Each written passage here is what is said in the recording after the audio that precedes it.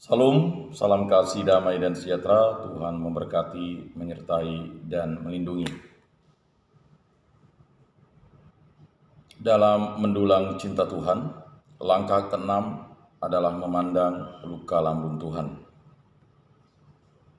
Seorang prajurit menikam lambung Yesus dengan tombak dan segera mengalir keluar darah dan air.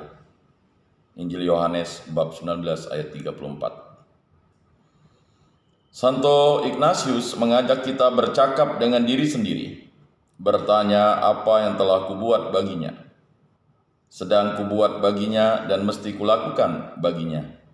Latihan Rohani 53. Ini akan menjadi titik temu antara diriku yang mengkhianati cinta Tuhan dengan Tuhan yang terus memberikan cintanya. Seluruh hidupnya, darah dan air lambungnya adalah kehidupan yang diserahkan untukku. Tuhan mati untukku supaya aku hidup dari cintanya. Begitulah keterpurukan dan ketakberdayaan karena pilihan yang menyangkal dan menjauh dari cinta Tuhan, dijembatani oleh Kristus yang tersalib. Memandang luka lambung Tuhan berarti juga memandang Allah menjadi manusia karena cinta. Pencipta mendekati ciptaannya.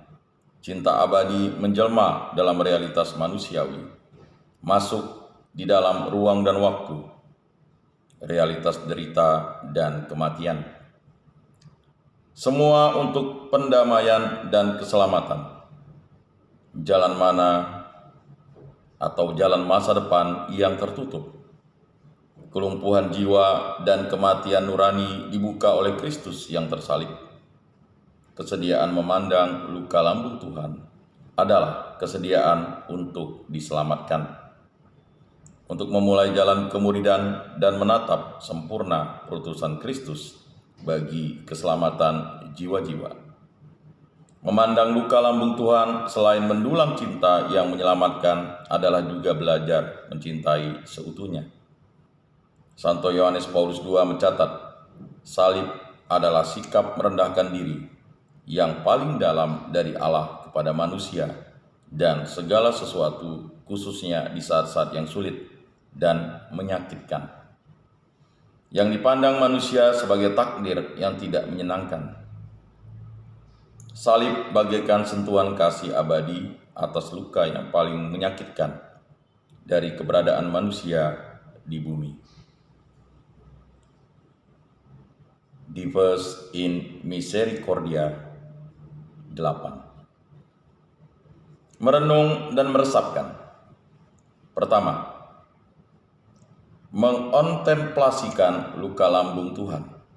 Injil Yohanes bab 19 ayat 31 sampai 35. Memandang dengan mata angan-angan Maria dan pribadi-pribadi lain di bawah Tuhan yang tersalib. Bergabung dengan Maria di bawah salib. Merasakan kesedihan sambil memandang wajah Tuhan yang rusak. Memandang tubuh kudus yang kini hancur. Memandang lambung yang ditusuk tombak. Mengalirkan darah dan air. Semua itu demi aku, agar aku selamat dan hidupku terus dimurnikan.